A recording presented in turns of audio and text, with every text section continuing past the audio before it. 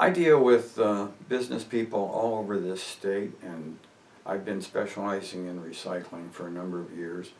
But I believe that the problems that we face don't just affect recycling. They affect all California regulated businesses. And one of the biggest problems that I face in helping people is that they fear the government.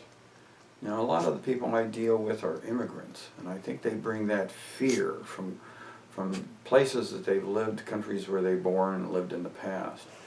But in this United States, we're not supposed to fear our government. The government is supposed to serve us.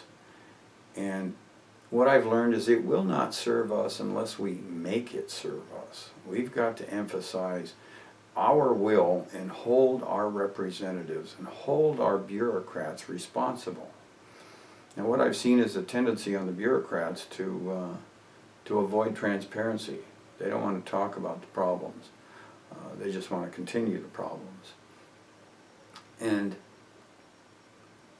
if we're to provide a decent and a fair regulatory environment, we can't fear our regulators. The regulators have to be a part of solving the problem, not creating the problem. But what I have seen is that there is a propensity, especially within all of EPA, to punish, to fine, to impose penalties and restrictions. And I'm afraid too much of this is done without adopting it into regulation. If it's in regulation, now we have the rule of law. Everybody can read it, everybody can pretty much determine what it says, and hopefully we don't need a Philadelphia attorney or a California attorney to help us understand what it says. Regulations are supposed to be understandable. They're supposed to be clear. They're even supposed to be in everyday language. But they won't be unless we hold people to that standard, hold bureaucrats to that standard, state agencies to that standard. Now, what is the problem of fear? Fear continues the problems that we have. Nothing gets solved. It only gets worse. My observation is that either you're working to get things better or you're allowing them to get worse. There's no in between. There's no status quo. It's going to move one way or the other. And we need to hold everybody accountable.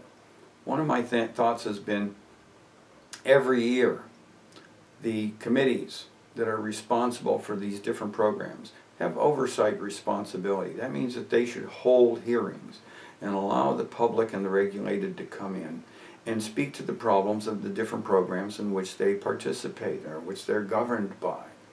I think one of the things we'd find out right away is that in EPA, no one could attend all these Air Resources Board meetings, always usually in Sacramento.